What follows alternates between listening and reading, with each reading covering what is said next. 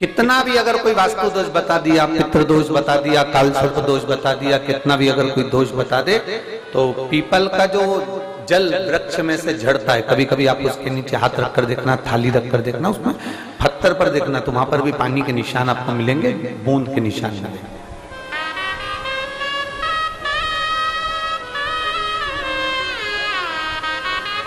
मात्र उस पीपल के वृक्ष के जल की एक बिंदी,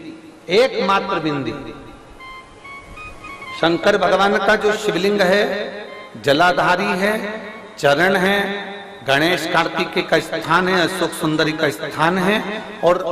प्रत्येक जलाधारी में से पानी बीच में से आकर नीचे की ओर गिरता है, नीचे की ओर गिरता है।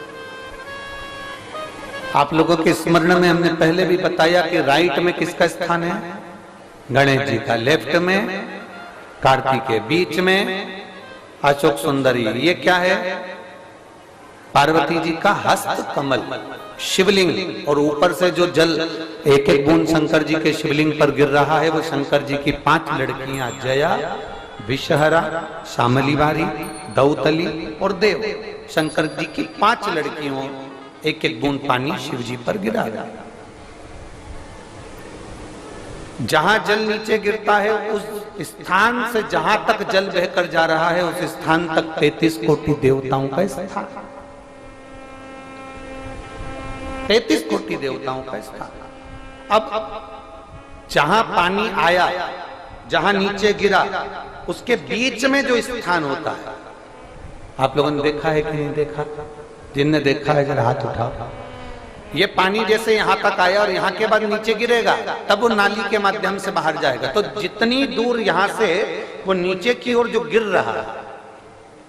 यहां से वो नीचे की ओर जो पानी जा रहा है, ये जो स्थान होता है, ये हमारे 3 दोषों को निवारण तुरंत कर देता है। एक हमारा पितृदोष, एक हमारा काल सर्प दोष, और एक हमारा वास्तु दोष का निवारण ये तुरंत करता है। और ये तो हमने केवल आपको शिव महापुराण के माध्यम से बताया कि ये 3 दोष का निवारण कर देता है, पर यदि कभी आप ध्यान से लिंग पुराण को पढ़ेंगे, आप यदि लिंग पुराण को पढ़ेंगे और गीता प्रेस गोरखपुर की लिंग पुराण को लाकर यदि आप पढ़ते हैं, या गीता प्रेस गोरखपुर की शिव अंक को भी आप अगर पढ़ेंगे,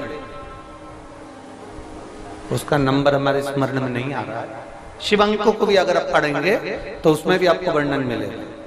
कि हम तो केवल 3 दोष का बता रहे हैं, पर हमारे शास्त्र तो यहाँ पर और भी दोषों का वर्णन कर रहे हैं। जैसे किसी ने बता दिया आपको शनि का दोष है, किसी ने बता दिया मंगल का दोष है, किसी ने बता दिया आपको केतु का दोष है, किसी ने बता दिया आपको राहु का दोष है, किसी ने आपको कह दिया कि बृहस्पति का दोष है, किसी ने कह दिया आपको ये वाला दोष है। दुनिया के जितने दोष, जितने दोष पीपल के वृक्ष के झड़ता हुआ जल की एक बूंद का स्पर्श, भले वो सूख गई हो, उसका एक स्पर्श मात्र जहां पानी नीचे की ओर गिर रहा है, उतनी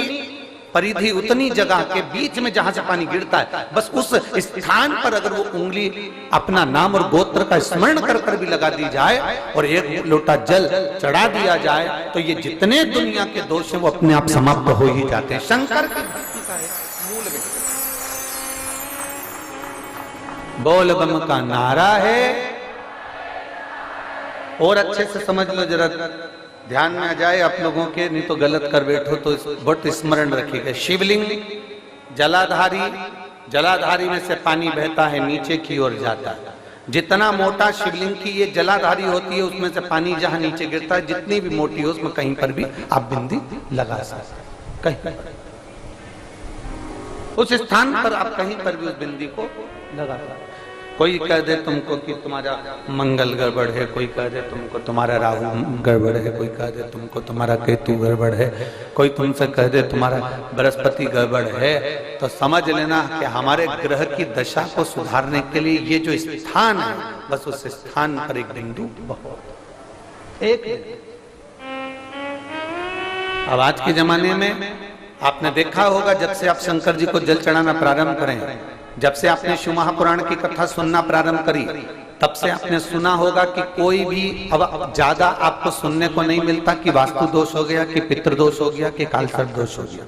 इसके पहले का जो समय था, उस समय किसी को भी पत्रिका दिखाओ, किसी के पास भी जाओ, वास्तु दोष, कालसर्प दोष, पितृदोष, ये सारे दोष चलते रहते थे। पर तुमने जो एक लोटा जल शंकर भगवान को समर्पित करा, तुम्हारा चढ़ा हुआ जल उसी स्थान से नीचे गिर रहा है जहां हमने बिंदी लगाने का बताया, वहां से नीचे गिर रहा है, तो तुम्हारा दोष जल चढ़ाते चढ़ाते अपने आप वो दोष समाप्त होता चलेगा।